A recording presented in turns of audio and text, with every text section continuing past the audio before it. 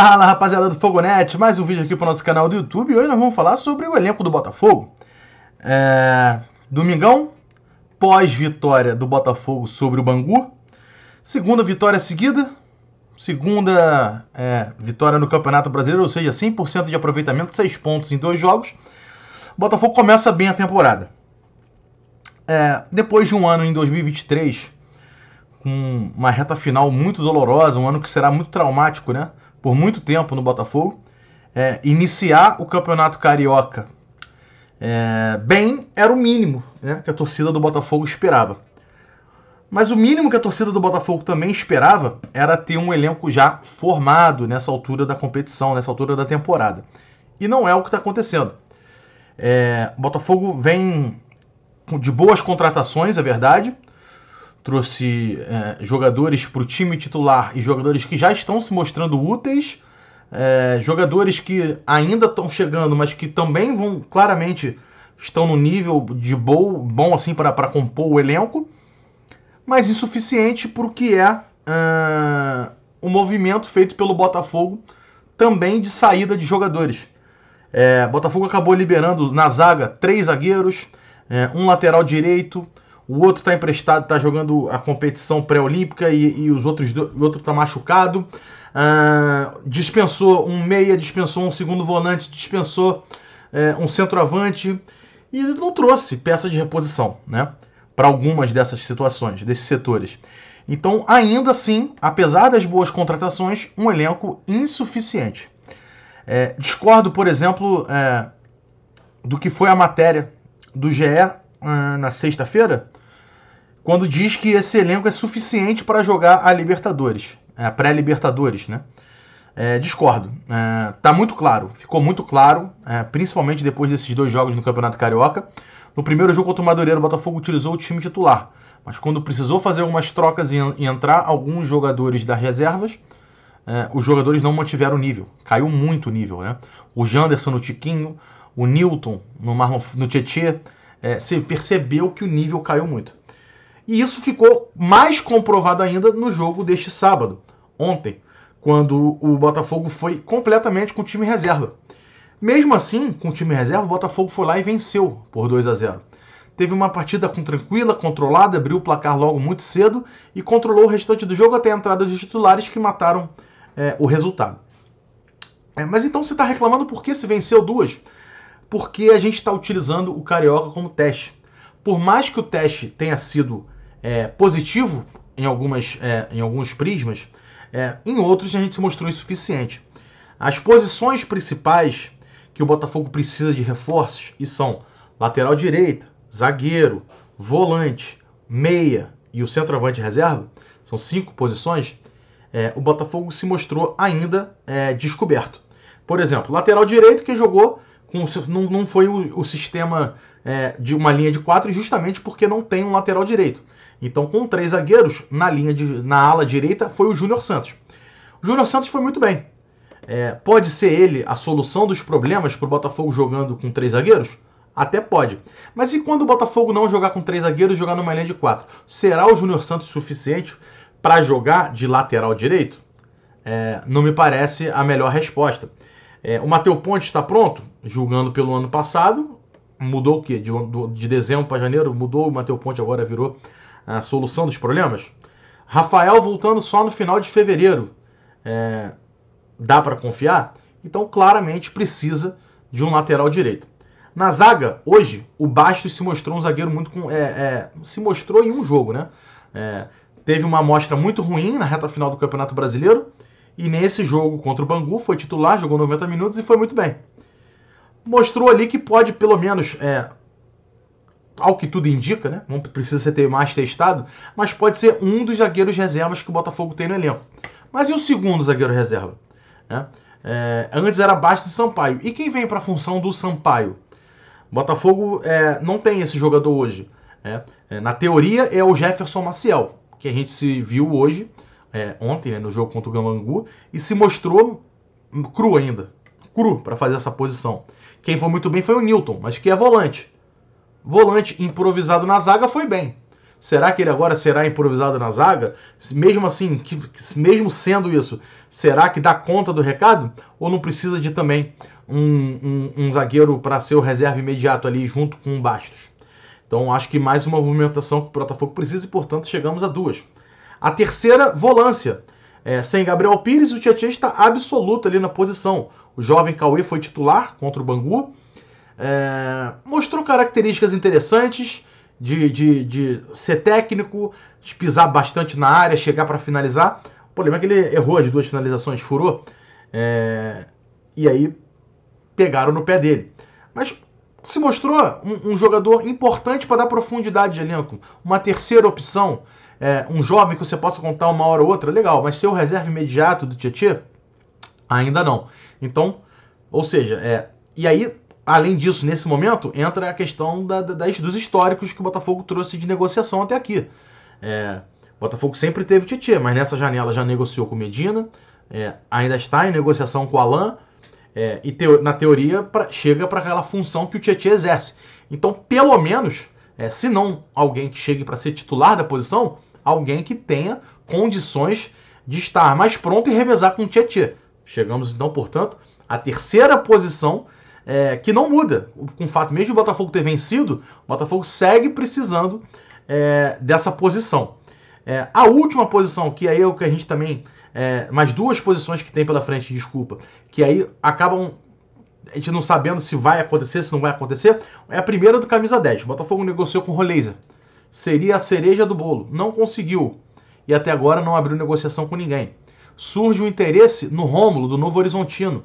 Jogador que não tem nem de longe o status que teria o Roleiser se chegasse aqui. Se chega ao Rômulo, já tem ele tamanho suficiente para ser o reserva imediato do Eduardo, para pelo menos revezar com o Eduardo, é uma situação complicada.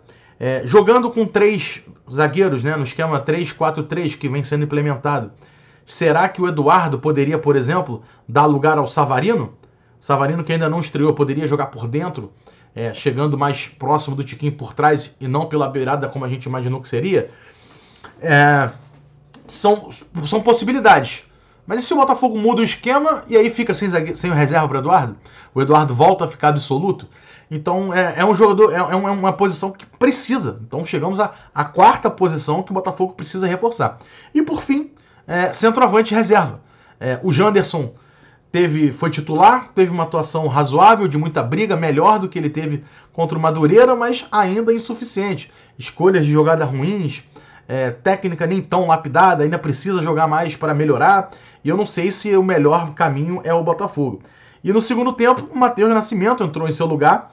E foi muito bem o Thiago Nunes na explicação, mostrou que entende a qualidade que tem o Matheus Nascimento, e de fato tem, mas que ele teve a carreira muito mal gerida pelo Botafogo, e quando ele diz isso, ele não diz da administração atual. Não foi uma crítica aos seus chefes atuais, foi a quem revelou ele em 2020, quando subiu ele com apenas 16 anos, e de fato deixaram ele num limbo, Ele está há 4 anos no Botafogo, tem ainda 20 anos de idade, e o moleque não sabe o que acontece. Ele não ficou bom o suficiente para dar um salto de carreira para a Europa, e nem também bom o suficiente para ser o reserva imediato, porque as coisas vão acontecendo de outra forma. O Botafogo quer fazer dinheiro, ele não quer sair, então vem o Janderson para forçar a saída dele.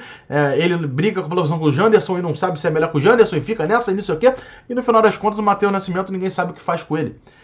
Gostei da forma como o Thiago Nunes tratou o assunto, tratou ele como um homem, não como um moleque, não como um jovem, tratou ele como um adulto, Então, agora parece que ou ele evolui e dá o próximo passo, ou ele vai sair do Botafogo sem evoluir, sem ter essa evolução esperada. Eu, particularmente, gosto mais do Matheus Nascimento do que do Janderson. O Janderson briga mais, é mais... brigador mesmo, não fica muito olhando o jogo, ele corre atrás, bate, pega, bate, levanta, volta. Mas a técnica não tem nem comparação a dele com a do Matheus Nascimento. Então, eu acho o jogador Matheus jogador mais pronto para substituir o Tiquinho do que o próprio Janderson.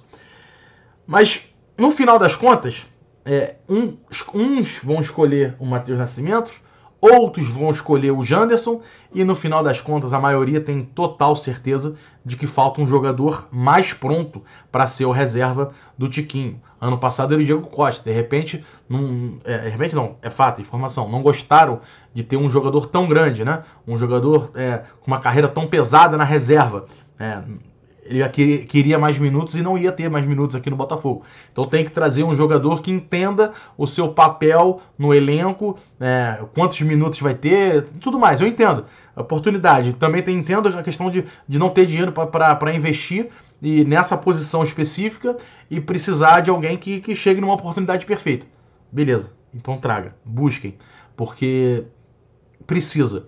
E aí fechamos as 6 posições que o Botafogo precisa de reforço, mesmo com esse bom início do Campeonato Carioca.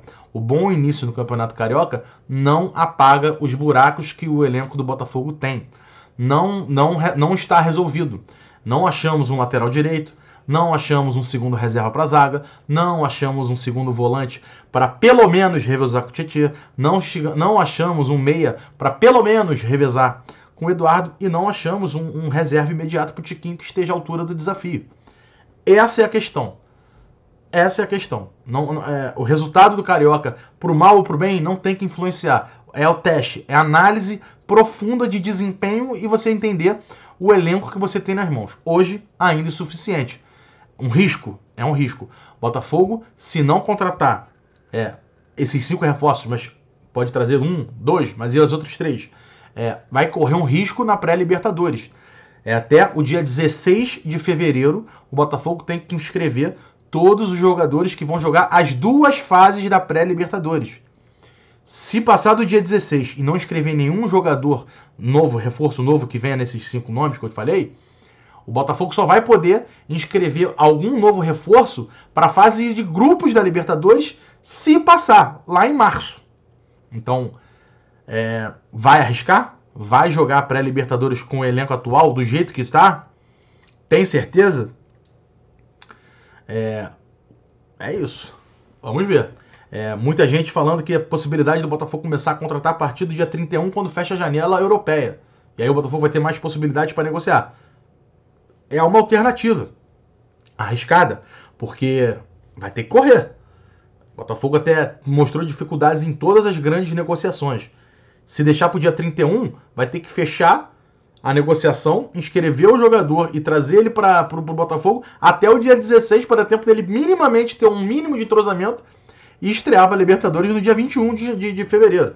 Então, sim, tá atrasado o planejamento, o elenco está com buraco, o bom início de Carioca não apaga e não resolve essa situação. Seguiremos cobrando, é isso, e a diretoria e John Textor que vão ter que se virar nesse sentido aí, porque a torcida tá de olho aberto. A torcida tá satisfeita com o início do Carioca? Tá. 2 jogos, 2 vitórias, o Jefinho voando, tem muita coisa legal, mas tá faltando. O foco é na pré-Libertadores e a gente não vai parar de falar nisso não, né? Por causa da vitória no Carioca que a gente vai parar de falar e cobrar essa montagem de elenco. É isso, rapaziada. Tamo juntos. Aproveitem esse resto de domingo, não. Esse domingão que tem pela frente ainda. Estamos de volta com mais uma live aqui no Fogonete amanhã, 2 da tarde. Um beijo a todos. Deixa o like, dá aquela moralzinha, se inscreve no canal, ativa o sininho e fica por dentro de tudo que acontece no Fogonete. Valeu? Beijão. Tamo junto.